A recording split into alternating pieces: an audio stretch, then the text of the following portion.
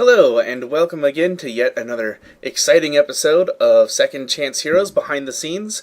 I am Eli Platt. I was the lead level designer on this project.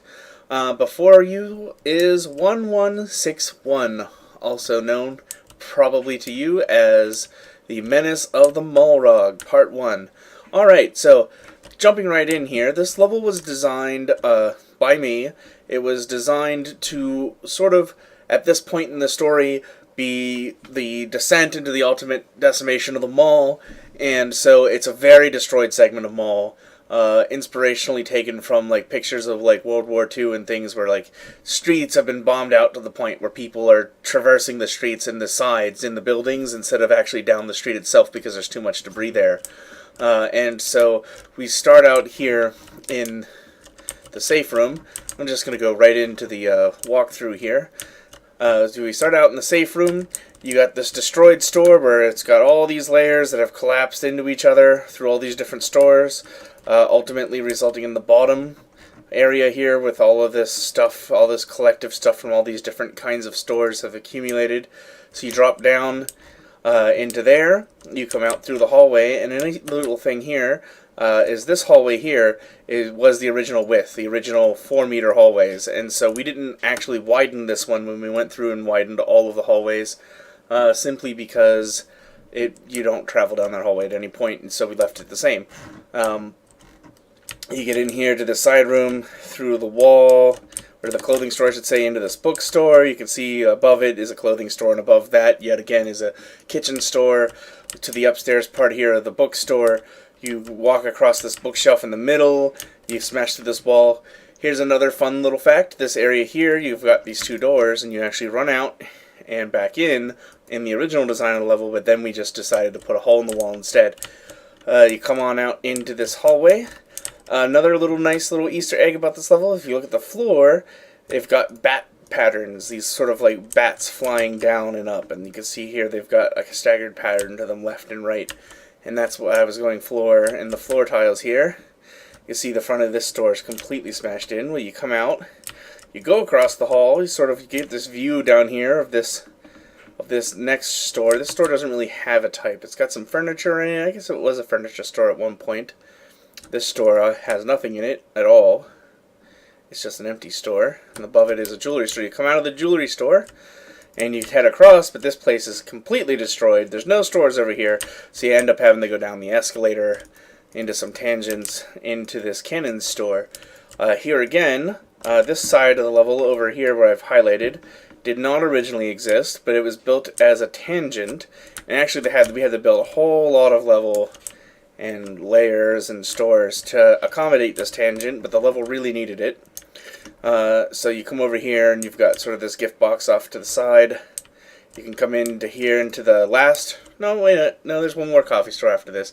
So an interesting little fact about the coffee shops, where the coffee shops were originally designed as places you could run into to restore your health and mana, and they were kind of like checkpoints in the level. And it was always this joke because, you know, in real life there's just coffee shops everywhere. And so, and then in the original currency, instead of dropping experience, before that they dropped coins. But before the coins, they dropped coffee beans. And coffee beans were the original currency in the game. And actually, in the scripting, when you go to script like treasure chests and monsters and all that, the item, the reward that they grant when killed is still beans. So it did survive to some degree in the scripting engine, the currency being called beans, but in the present day it's experience. In any case, you fight the Heart Attacker Gauntlet there before heading into this kitchen store and ultimately out into the hallway, where you are presented with a decision. You can either go into the Dog Tiara store, or you can go into the nondescript furniture store if you wait long enough. Now, originally the level design called for players being able to go into here first and not being able to directly access the Dog Tiara store. But this level was ultimately scripted, at least for the first pass, by Rolly, and he saw an opportunity to put in a multiple choice, because at this point we had developed these tubes. There used to be a ramp here that was taken out.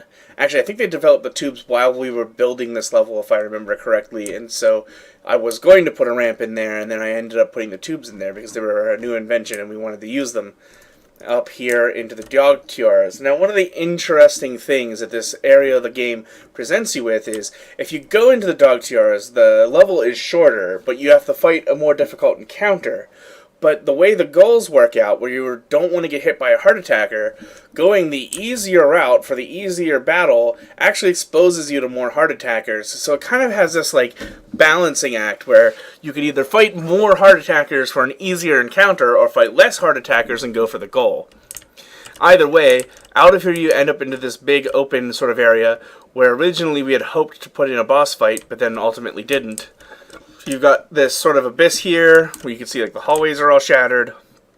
We were also hoping to put in like a giant foreshadowing, like a bear, like a teddy bear claw coming up out of the abyss and kind of alluding to the heart attacker, but not heart attacker, the Mallrog. But we never did that either.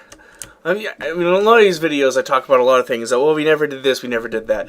I mean, when you're working in the game industry, you're going to be sitting around the office and you talk about a lot of these things that you'd like to do. And really, what it comes down to is, at least for us, is we ended up with this, we had this list of things we knew we had to do.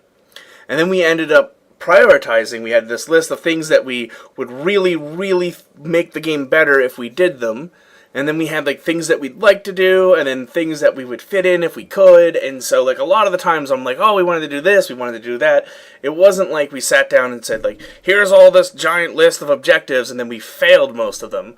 Because, you know, first of all, it's not true. We achieved most of the objectives of things that we wanted in the game anyway.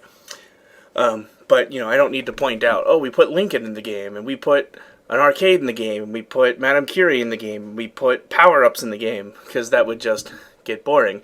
So it's funner to talk about the things that we didn't do, but the things that we didn't do weren't necessarily things that we were like, we're gonna do this, and then failed to meet those expectations. They were things that we were like, it'd be nice to do this, and then we didn't, because we didn't have time, or we didn't have the right people or the right technology to get those things done. By right people, I mean enough people, not necessarily that there wasn't anything we couldn't have done if we set our minds to it. Nonetheless, you come out here into this safe room, where there's a hidden lever in one of these lockers here. Definitely not the locker that I first highlighted, definitely not. Subconscious mind work there, where you can come out and get this reward box, or you can just finish the level. And that pretty much takes us through this whole level.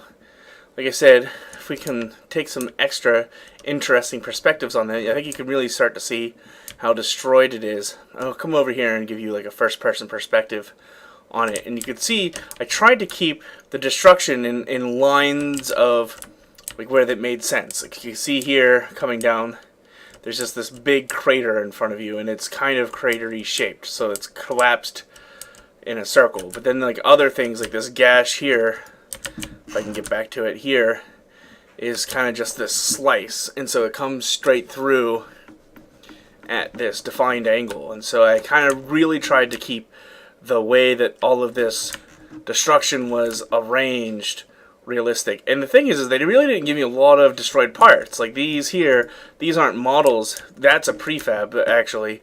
Prefabs are a method of grouping that essentially creates a new model out of existing pieces. So those are all just floor pieces that I pieced together and then grouped and then shoved into the floor. And like same with this, all these window frames are the same model. And so just using them and flipping them and mirroring them and laying them down in interesting ways, you get this illusion of debris. And here you can see this frame here.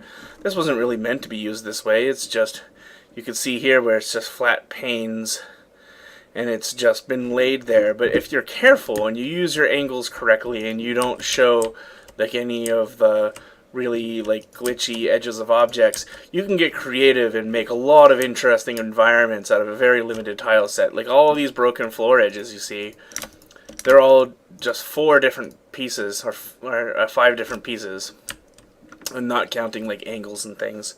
And then like same with all this debris you see everywhere, all these piles of debris and things, they're all just the same model like a million times over, textured and rotated differently and all that kind of stuff.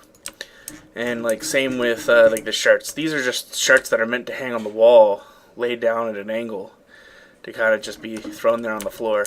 And it all just sort of works out. And we didn't have any kind of like physics engine or anything where we could just grab debris and throw it out there, and then like where it lands, we tell it, okay, you've landed there, that's where your permanent location is, you're no longer a physics object.